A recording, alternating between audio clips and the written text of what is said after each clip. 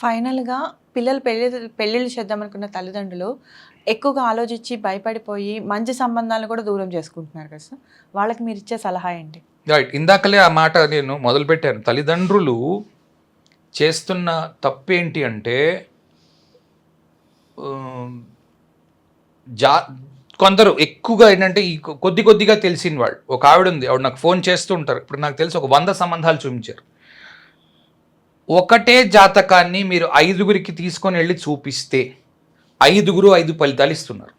ఒకరు చేసుకోండి అంటున్నారు, ఇంకోళ్ళు చేసుకోవద్దు అంటున్నారు, ఇంకోళ్ళు చేసుకోండి అంటున్నారు, ఇంకోళ్ళు ససేమిరా చేసుకోవద్దు అంటున్నారు. ఈ అమ్మాయిని చేసుకుంటే మీరు రోడ్డు మీదకి వచ్చేస్తారు. ఓకే, ఏమి ఇచ్చారు వాళ్ళకి ఇన్ఫర్మేషన్? డేటు, టైము, ప్లేస్, ముగ్గురికి అంతే ఇచ్చారు. అమ్మాయి ఏం చదివింది ఎవరికి అక్కర్లేదు. ఈ అమ్మాయి dental doctor, 6th house dental surgery, master of dental surgery. 6th house 8th house combinations లేకుండా సర్జరీ చేయగలరా? చేయలేరు కదా. చేయలేరు. ఎవరిని చూస్తున్నారు? మళ్ళా డాక్టర్నే చూస్తున్నారు. మరి 6వ ఇంటి 8వ ఇంటి కాంబినేషన్స్ లేకుండా సర్జరీలు చేయగలరా? చేయలేరు కదా. ఇలాంటివి తెలుసుకోకుండా అందరినీ ఒక తాటి మీద తూచి, ఆ రోజుల్లో ఆడపిల్లలకు ఉద్యోగాలు లేవు, అలాంటి కాంబినేషన్స్ ఆడవాళ్ళకు ఉంటే ఒప్పుకోరు. స్త్రీ జాతకము అని ఉంటుంది విడిగా. దాంట్లో మీకు ఇవి పరాశర మహర్షి వద్దన్నాడు. ఎందుకు? ఆడవాళ్ళు ఇంట్లో ఉన్నారు ఆ రోజు ప్రకారం. మరి అంతే కదా. అప్పుడు ఇంట్లో ఉండి అమ్మ పిల్లల్ని చూసుకోవడమే పని, మగాళ్లే బయటకు వెళ్ళి ఉద్యోగం చేయడం. ఇప్పుడు సేఫ్ ఎన్వైరన్మెంట్ ఉంది. ఆడపిల్ల బయటకు వెళ్ళి ఉద్యోగం చేసి ఇంటికి జాగ్రత్తగా ఖచ్చితంగా రాగలదు. అమెరికాలో రాగలదో లేదో నాకు తెలియదు, కానీ ఖచ్చితంగా మన హైదరాబాద్ లాంటి నగరంలో రాత్రి 11 గంటలకు కూడా హాయిగా ఇంటికి తిరిగి రాగలదు. అంత సేఫ్గా ఉంది మన ప్లేస్. ఇంకా పెరుగుతుంది కూడా ఈ వాతావరణం, ఈ సేఫ్టీ బాగా పెరుగుతుంది. సీసీ కెమెరాలు అవి వచ్చిన తర్వాత ఆడపిల్లలు కూడా ఉద్యోగాలు అవి బాగా చేయడం ఇంకా ఎక్కువ పెరుగుతుంది. అలా జరుగుతున్నప్పుడు ఈ 6వ ఇంటి 8వ ఇంటి కాంబినేషన్స్ లేకుండా మీకు పిల్ల దొరకాలి, అది మంచి ఉద్యోగం చేస్తూ దొరకదు.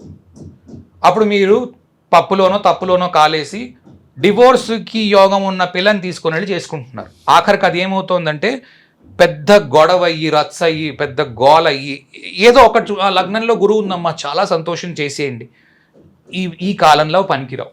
30 ఏళ్ల క్రితం అవి పనికొచ్చేవి, కానీ ఎందుకంటే అమ్మ ఇంట్లో ఉండేది, భర్త ఎక్కడ తిడతాడో అని భయం ఉండేది.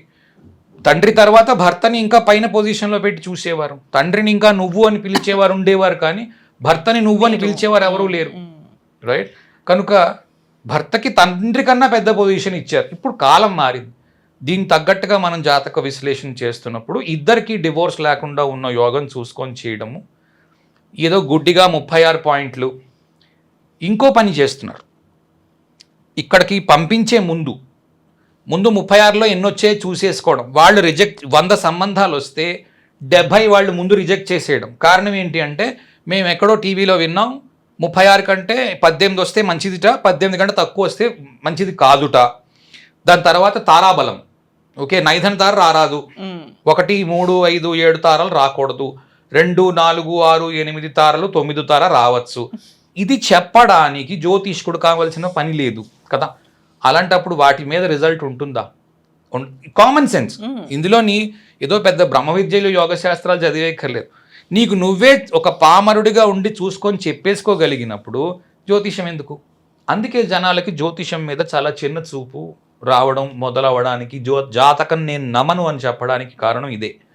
ఈ 36 గుణమేళనాలు 1, 2 ఈ మిత్రతార, పరమమిత్రతార, తారాబలం 1, 3 ఇవన్నీ యాక్చువల్గా దేనికి చెప్పబడ్డాయి? ముహూర్తానికి చెప్పబడ్డాయి.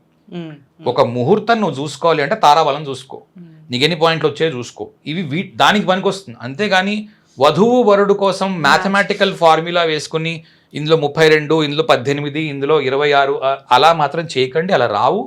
అది చాలా తప్పు పద్ధతి. అది పని చేయడం లేదు. ఇది నా సమాధానం.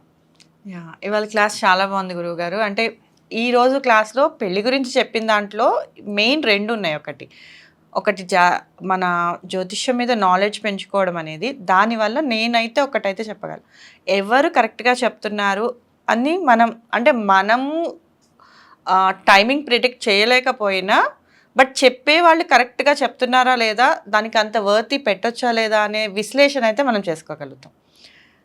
అంటే అది ఎలా తెలుస్తుంది? మీకు కొంత నాలెడ్జ్ నాలెడ్జ్ వచ్చినప్పుడు అదే మీరు తెలుస్తుంది. నేర్చుకోమని అందరూ నేర్చుకోవడం, లేకపోతే పెద్ద పెద్ద నాలెడ్జ్ పిండి తెచ్చుకోవడంలో పెద్ద అది లేకపోతే తెచ్చుకోవడం వల్ల యూస్ అదే కదా అది. లేకపోతే ఏమవుతుంది, పెద్ద పెద్ద పిండిగట్లు, పెద్ద పెద్ద రుద్రాక్షమాలలు, పెద్ద పెద్ద హడావిడి ఉన్న వ్యక్తుల దగ్గరికి జనాలు వెళ్తారు, రైట్? మామూలుగా ఏదో ప్యాంటు షర్టు వేసుకుని వచ్చేవాళ్ళు అసలు జ్యోతిష్కులే కాదు అనే ఉద్దేశంలో ఉంటారు. అలా చెప్పలేం. ఒకటి. ఇంకొకటి ఏంటంటే మనం నేర్చుకున్నప్పుడు ఆ కర్మ సిద్ధాంతాన్ని, వేదాంగం అన్నాం కదా, కర్మ సిద్ధాంతాన్ని బాగా నమ్మినప్పుడు ఏంటంటే ఎవరు ఎలా బిహేవ్ చేసినా మనతో మనకి ఏమీ అనిపించదు, అది దాని ప్రకారం వెళ్తుంది అన్న అదొకటి. అంటే కంప్లీట్ వేదాంతం కాకపోయినా ఒక వరకు సెల్ఫ్ సాటిస్ఫాక్షన్ అనేది కూడా ఒకటి ఉంటుంది డెఫినెట్గా. అంటే మనం కొంత ట్రాన్సిషన్ స్టేజ్కి చెందిన వాళ్ళం. మరి అంత ఏంటంటారు, మాస్టర్ స్లేవ్ రిలేషన్షిప్లోని మీ జీవితం లేదు అలా అని మరి ఫార్వర్డ్ పీపుల్ అలాగా లేదు. కానీ ఇకపై రాబోయే పిల్లలందరి జీవితాలు కూడా చాలా అంత ఈజీ హారోస్కోప్స్ ఉండవు. వీళ్ళందరికీ టఫ్గా ఉంటాయి చూడడానికి హారోస్కోప్స్, ఎందుకంటే అందరూ ఉద్యోగాలు చేస్తున్నారు. అవి చాలా కష్టమైన క్లిష్టమైన ఉద్యోగాలు చేస్తున్నారు. అలాంటివి చేస్తున్నప్పుడు 6-8 కాంబినేషన్స్ లేకుండా కుదరవు.